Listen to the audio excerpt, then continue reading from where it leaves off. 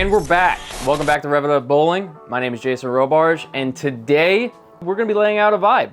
But along with that, I wanted to go over about where we've been, what we want to do, and what expectations you guys have. We took a decent break off, about 8-9 months of filming, mostly because I was a little burnt out, a lot of bowling, owning a pro shop, friends are bowlers, everything's bowling, and I got a little burnt out from it. So I went ahead and recalibrated my life and took care of a few things I needed to, and now we are back. We will be doing videoing full time again. We're gonna be producing a lot of content for you guys and a lot of special stuff coming out down the line, including merchandise, memberships. We appreciate all the support you guys have given us. Even while we were gone, our last couple of videos we did got great viewership, and we definitely appreciate that. We were able to get to 10,000 subs while we've been gone. It's been a fun ride for Ace and I, and we plan to keep it going. Without further ado, let's get into it. Now, the Bubblegum Vibe is the 19th iteration of the US released vibes. They've released 16 different ones, if I counted correctly, with 3 of them being remakes: the Ocean, the Cherry, and the Onyx, which is goated. Now, this ball is a midline ball from Hammer. The vibes have been around for a long time, starting in 2005. I have thrown the majority of them, and there's a reason why they re-release them. They're quality bowling balls, undeniable performance, and they have a pedigree of good performance. Now, the Arctic Vibe was one of Hammer's best-selling balls last year. It was constantly in my distributor's top 10 list, in our staffers list. It was always up there. This ball definitely set a high standard for the vibes. Now, they've already had, like I said, the pedigree behind them, and this took definitely up a notch. Now, the cores are the same. The cores have always been the same in the vibes, especially most of the US releases for sure. It has a 2.51 RG, 0.045, 0.042, 1415 in the differential. These balls are definitely gonna be used on lower volumes, but what's nice is Hammer created a ball to complement, which in bowling, you can complement your bowling balls, is super important. The biggest difference is the cover stock. Now, they both have the HK22 CT cover stock, with this one being the hybrid version and this one being the Pearl version. What I'm expecting is more length, the flippier, holds more energy because of that Pearl cover stock, which of this one should be more blendy. However, they still create left to right motions and get down lane pretty well. Between the two, they're definitely used for that lower volume, maybe medium or quicker response on that chart. I'm gonna put a layout on this one, 4.5 by 30. What I'm trying to get out of the Bubblegum is longer, quicker reaction, but still be able to keep the head pin in play. I don't want a ton, massive amounts of continuation. We elected for that 30 val, which gets the pin a little higher, makes the ball flare, roll forward off that last transition part on the lane. Let's go ahead and put some lines on it. All right, my Arctic Vibe. I did a very similar layout, 4.5, I think by 50, brought the pin a little lower. This one I make different. I just want to be able to get in deeper, see the lane like it's supposed to, quicker, further down lane, but I do want a quicker reaction off that without having the ball just send itself left or continue so much. So that's why I'm electing for a pin up layout. Get the differential up. So let's put some lines on it. All right, pin through G. Now, the first number, I always default to 45. Again, the CG, unless you throw extremely slow with a decent amount of rev rate, doesn't matter as much. Pin to pap, 4.5. So we're gonna come over here, 4.5, bam, right there. And then come up here and do a 30. All right, now we have our PAP, which is beautiful. But we're gonna go ahead and get my span and everything put on based off my PAP, which my PAP is 5 5/8 over. Now, if you don't have your PAP, it's very important to get that. Is it life-changing? Not exactly. Is it something that pro shop operators like to have to make sure they do a good job? Yeah, I like to make sure I do. Obviously, I run a business and it's my livelihood, so I want to make sure I put good product out there. Getting a PAP for most bowlers definitely helps, especially if they're struggling with specific stuff when it comes to ball motion. Let's see here, got that. All right, so now we got our first cut. Let's go down 4 1/16 because I got a baby hand.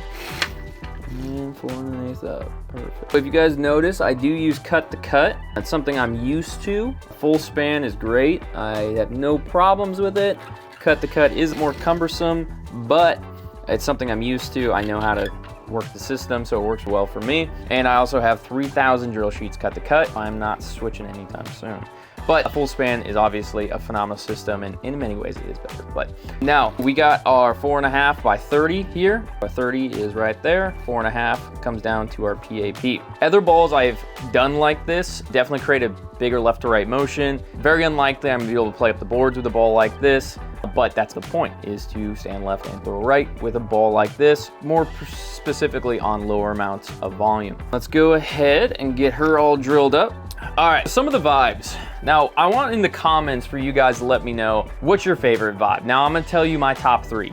Number 1, and there's a big gap, Onyx vibe, both of them. More specifically, the OG.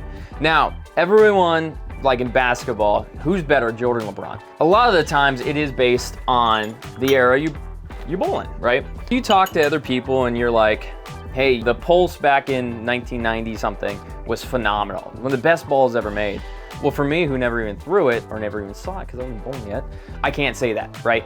A lot of the times when you think about favorite equipment, a lot of times it's the era. If you grew up in the era of new reactives, yeah, the El Nino that came out, you're like, wow, those balls are phenomenal. New technology, right? For us, for me, I was born in 95. First Vibe came out when I was 10. I had 10, 11 of the 19 available Vibes. This would be 12, I guess 13. I've had the majority of them, but I do love the Onyx Vibe. The other Vibes I do like, the Cherry was actually pretty good. I enjoyed that one. And I will say the Arctic is probably in my top 3. So that would be my top 3 Vibes. Let me know what you guys like, if it's original, if it's a remake. But yeah, let me know what you guys think. Let's see here. 3/8 away. Beautiful.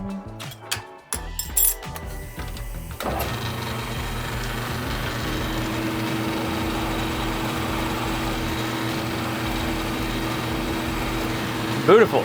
Where does this ball fit in your bag thing? Me personally right now, my weakest ball in my bag for burn, basically, is the original Anger. I like that ball. Lower diff, definitely a high RG, especially for rev dominant like me. But I do need a complement before that ball. And I think that's what this is gonna be. I did do a stronger layout to make it more different than that. But what I'm hopefully looking for is, once this ball starts to spark up, maybe sees early friction, even if it is a pearl, I could switch to that Anger and be in my burn ball. I'm hoping this is the step right before the weakest ball in my bag, but we'll see what happens. Always measure twice, cut once. Beautiful. So if you guys are curious on like my pitches, I'm 3/8 away in the middle finger and half away in the ring finger. Again, a lot of your pitches are based off flexibility. I used to be pretty much 0-0.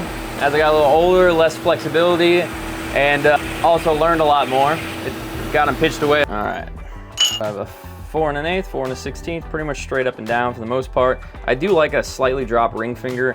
It helps my wrist more than anything, and I still create a very nice roll, so it's not affecting me in that regard. I definitely weakened my ring finger just to alleviate a little pressure off my wrist, and I do have a nail problem. So spin it over, and 3/16 quarter. All right, drill bit. This is in inches, yeah, 13/16, inch and an eighth. Yeah, all this stuff is in inches. That's a great question. I'm curious. I wonder if stuff in Europe is, I've never thought about that. Yeah. Oh yeah, your cut is 50 millimeters. It's like, never thought about it like that. Perfect, got lined up. Beautiful, we hit our line. All right, so I do use, right now I use Joe Pose. I started using them probably about 6 months ago. Mostly because I wanted to use them, mostly to be able to tell my customers if I like them or dislike them. And so far I do actually like them quite a bit. I'm gonna keep using Joe Pose for at least the time being, but I was IT, everything is fine. Vice is great, love the products, but I did want to be able to be a good pro shop operator and say this is good, bad, or other. So far, Joe Pose are pretty solid, I will say that. The difference is mostly just they're interchangeable thumbs. Ford, Chevy, they all make cars. Now how they do them is that's the difference, right? With Joe Pose, they use an outer sleeve. With Joe Pose, they use an outer sleeve. This outer sleeve will then get glued in to the ball like that. This inner sleeve, obviously if it had a thumb slug in it, would then tie into it, just like. Now with ITs, what happens is you put a plastic molly or anchor into the bottom of the ball There is no sleeve required besides this top sleeve that just keeps the thing from wiggling around. Either system has its pros and cons. ITs have been phenomenal for me. I think I might have had one break because I knocked it off a table in 10 years. So they've been fine. There's no reason for me to switch besides just gain more knowledge. That's the big difference. Again, they're both interchangeables. Again, both have pros, cons. What I like about the ITs is you do use a smaller hole, taking less core out of it. Not a ridiculous amount, but enough. With one of these, you have to do 1.5 inch hole that deep. It's quite a bit of ball. All right, do the pilot hole at 1 3/8, and then we're gonna come with a Jopo bit, which is 1.5 inches. Get that drilled down. And this one, we're just gonna drill down to the collar. Beautiful, nice and easy. I think one thing Vice does have over every other brand though, is a vacuum system. As you guys can see, I got Mario pipes basically running all the way down to get the vacuum away from where we film, which is still loud, but we'll work on that. All right, Vibe all drilled. The last things we got to do is get our outer sleeve installed and get our grips installed and then get onto the lane. Let's go ahead and do that right now. All right, the Bubblegum Vibe is already out. It did release on July 10th. If you guys see this video and curious about it, hop over to your local pro shop, hop online and pick one up today. I'm very excited about this ball, if you guys haven't found out already. The Vibes, what's nice about them, being heavy-handed and stuff, and today's trends with bowling balls is they release a lot of strong bowling balls. More hook means more sales sometimes, but in general, that's what happens. With a ball like this, I know that I'm gonna be able to throw it, and it's not as situational. I'm gonna be able to put 100 games on this ball without even thinking about it. If it's practicing, if I throw something like a max bias or a big old bowling ball like that, I'm just gonna need more volume, and sometimes it's not there, especially if it's not been oiled. I'm thinking with this bowling ball, I can put a lot of games on it, which I'm very excited about doing, which I did on the Arctic Vibe too, which this one isn't mine, it's not drilled, but a little sand, little vacuum, right here, sand those out. Installing Jopo is pretty simple. Line this crease up with your center line on the bottom, bam, put some glue in it, get stuck down. One thing about Jopos I did notice is if you use too much glue, it gets stuck in the bottom, and then all of your dust will super glue itself to the bottom of the Jopos. Let's not make that mistake again. Yep, and then we'll turn it sideways. That way all the super glue doesn't run to the bottom of the hole, stays on the sleeve, and we'll let that sit for about 20-ish minutes before we cut it down. While we're doing that though, we'll go and get the lines erased, get some grips put on them. Beautiful. Very nice. All right, so some grips in. I like using clear. I drill a lot of bowling balls. Clear does deteriorate quicker. I think it wears out a little quicker, but it's nice and tacky. And since I drill so many bowling balls, I just don't need to replace them. That is a massive benefit of mine, but in general, I do like clear. If you guys get a chance to try them out, I enjoy them. Just keep in mind, they do wear out quicker than the other grips. Beautiful, other grips in now. All right, now that we let our outer sleeve set for about 20-ish minutes, we're gonna go ahead and get it cut down and make sure everything fits okay. While I do this though, I do wanna get your guys' opinion about some stuff. The first thing would be our content. What are you guys looking for? We're, like I said, coming back into this thing. We did good on our challenges, on our practices, tournaments, and more specifically, education. What content are you guys looking for? Are you looking for more tournaments, which we'll definitely try to video as many tournaments as possible this year? Is it practice stuff? You guys, like I mentioned before, love the education. If you guys want more educational stuff and you like listening to me just blab and talk what I think I know, let me know. Is it something that you guys are interested in? Along with that, as far as the content goes, ball drillings. Do you guys like me sitting here and just bullshitting about this stuff and drilling bowling balls on camera? Is that something you guys are interested in? If please leave a comment and let me know what you guys want. You guys want me to put a bowling ball on Canon? I bet you I can find one. I'm down for anything, but as long as it's bowling related, or if you guys tell me go play golf, I'll go play golf. And we'll go do that. But let's go ahead and get this cut down. So we got the ball set on, pretty simple. Let's get it cut down. These plastics like to melt. Want to do it like that. That way the edges just don't melt and you start getting it like rolled over the edge. We don't want that. We got a nice little clean cut. Let's go ahead and take it back over to here. Let's get this vacuum out real quick.